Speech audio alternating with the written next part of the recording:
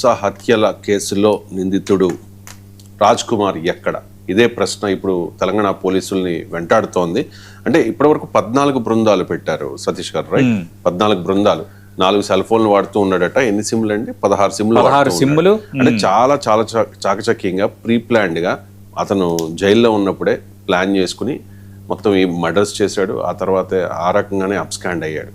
అంటే అంతలా చేయాలి అంటే ఖచ్చితంగా పోలీసుల సహకారం ఉంది. పోక్సో కేసులు పెట్టాల్సిన సెక్షన్లు కాకుండా వేరే సెక్షన్లు పెట్టి అతని దగ్గర డబ్బులు తీసుకుని చాకచక్యంగా బయటికి వదిలేశారు. ఈ 6 హత్యలు జరగడానికి, ఇంత దారుణం జరగడానికి పోలీసులే కారణం అనే ఆరోపణలు కూడా వినిపిస్తూ ఉన్నాయి. అండ్ దొరికాడంటూ ఉన్నారు, పలానా చోట దొరికాడని వార్తలు వస్తూ ఉన్నాయి. తర్వాత పోలీసులు అయితే క్లారిటీ ఇవ్వడం లేదు.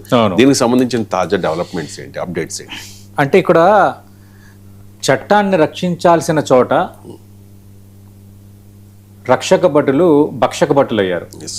ఖచ్చితంగా ఇక్కడ అదే జరిగింది. ఇప్పుడు ఎంత ఘోరంగా ఉందంటే సార్, ఇది అసలు ఇష్యూ ఏంటంటే మే 16వ తేదీన తనను ఒక మృగం వేధిస్తోంది, కాలేజీకి వెళ్తుంటే చేయి పెట్టి లాగుతోంది, నిరంతరం సీసీ కెమెరాలతో నిఘా పెట్టి భయభ్రాంతులకు గురి చేస్తుందని ఒక మైనర్ బాలిక కుటుంబం షాబాద్ పోలీసులను కలిసింది సార్ మే 16న.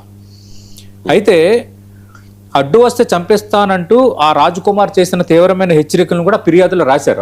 వీళ్ళకి హెచ్చరిస్తున్నాడు, అవసరం అయితే చంపేస్తానని హెచ్చరిస్తున్నాడని. కానీ ఇక్కడ ఇష్యూ ఏంటంటే ఇప్పుడు పోలీసులు వీళ్ళకి అనుకూలంగా మారారు అనేది ఇప్పుడు అంతా దాదాపు బ్రోఅవుట్ అవుతోంది. 7 ఏళ్ల పాటు తీవ్రమైన సెక్షన్లు పెట్టాల్సిన కేసుకు సంబంధించి 7 ఏళ్లలోపు శిక్ష పడే సాధారణ సెక్షన్లతో ఫస్ట్ ఈ కేసు నీరుగార్చారు. ఏం చేశారు? కేసు నమోదైన నెల రోజులకే జూన్ 12న నిందితుడికి కోర్టు నుంచి అతి సులభంగా బెయిల్ వచ్చింది.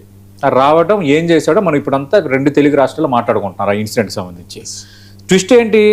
రాజ్ కుమార్కు బెయిల్ వచ్చేలా న్యాయపరమైన సందులు వెతకడానికి, అతను అరెస్ట్ చేయకుండా కాపాడటానికి స్థానిక పోలీసులు ఏకంగా 20 లక్షల రూపాయలు డీల్ కుదుర్చుకున్నారు గ్రామస్తులు చెప్తున్నారు. మనకి లేటెస్ట్ ఇన్ఫర్మేషన్ ఏంటంటే 27 లక్షల డీల్ కుదుర్చుకుంటే ఆల్రెడీ పోలీసులకు 17 లక్షలు ముట్ట చెప్పాడంటే ఇంక 10 లక్షలు పెండింగ్ ఉంది ఇవ్వాల్సినవి.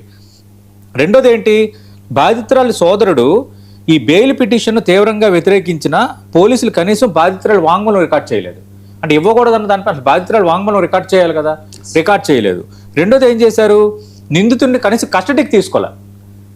2 ఫైనల్గా ఏమైంది? కేవలం 20,000 రూపాయల వ్యక్తిగత పూచికత్తు బాండ్తో నిందితుడేమో బెయిల్ మీద బయటకు వచ్చేసాడు.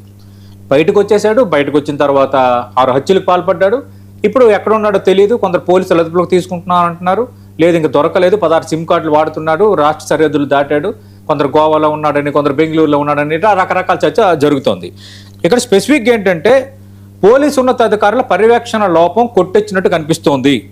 సమస్య ఎందుకు మాట్లాడుతున్నానంటే యాక్చువల్గా డీజీపీ ఆనంద్, సివి ఆనంద్ బాధ్యతలు చేపట్టిన తర్వాత ఫ్రెండ్లీ పోలీసింగ్ ఉండాలి, పోక్సో కేసులు, అమ్మాయిల వేధింపులు, ఈవ్ టీచింగ్, వీటిని కొంచెం సీరియస్గా తీసుకోవాలి, మనం ఒక రక్షణ కల్పిస్తున్నాం, మన భరోసాగా ఉన్న ఒక సంకేతం వెళ్ళాలి అన్నది ఆయన పదే ప్రారంభంలో చెప్పిన మాట. రెండోది ఏమన్నారు? కొన్ని నిబంధనలు కూడా పెట్టారు ఆయన. ఏం పెట్టారు? పోక్సో కేసులను ఖచ్చితంగా డిఎస్పీ లేదా ఏసీపీ స్థాయి అధికారి పర్యవేక్షించాలి అని నిబంధన పెట్టారు. అలాగే ఆన్లైన్లో సమీక్షలు కూడా నిర్వహించారు. ఎక్కడెక్కడ కేసులు నమోదు ఏ విధంగా ఉన్న దానిపై హెచ్చరికలు కూడా జారీ చేశారు. కానీ షాబాద్ పోలీసులు చాలా ఈజీగా నిబంధనలను బేఖాతరు చేశారు. బాధిత కుటుంబానికి భరోసా కల్పించడంలో విఫలమయ్యారు. రెండోది, ఈ స్థానికంగా నియోజకవర్గానికి చెందిన ఒక కీలక నేత రాజకీయ ఒత్తిడి కూడా పోలీసులపై ఉందని అంటున్నారు. అంటే ఈ నిందితులను కాపాడడానికి తెర వెనక చాలా రాజకీయం జరిగింది.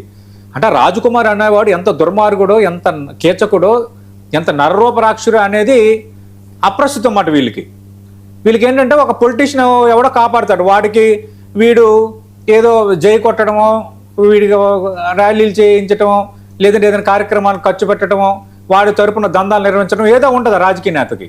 అలాగే అదే రాజకీయ నేత ఈ పోలీసులపై ఒత్తిడి తెచ్చాడని ఇప్పుడు కొత్త కోణం. ఇప్పుడు దాన్ని ఏం సమాధానం చెప్తారో చూడాలి. ఆ రాజకీయ నేత ఎవరనేది కూడా తేలాలి, వాడికి కూడా కఠినంగా శిక్ష పడాలి.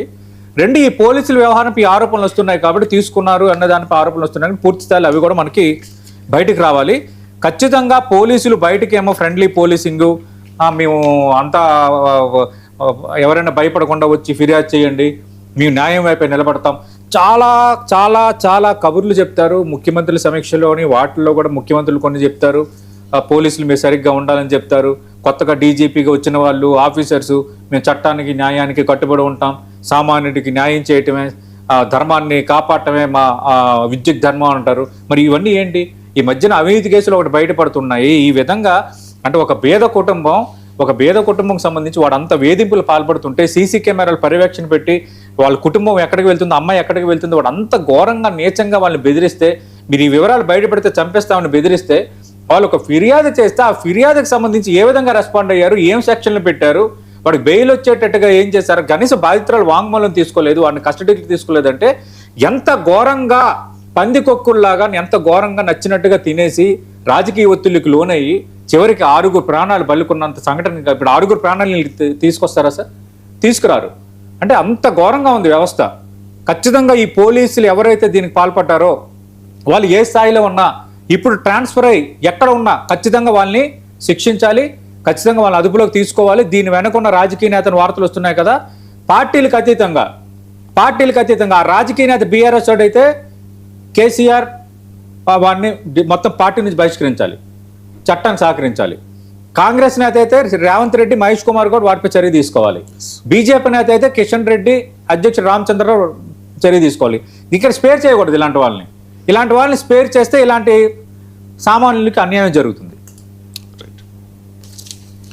ఇక 130వ రాజ్యాంగ సవరణ బిల్లుపై ప్రతిపక్షాలు తీవ్ర అభ్యంతరం వ్యక్తం చేస్తూ ఉన్నాయి. ఈ బిల్లు ప్రకారం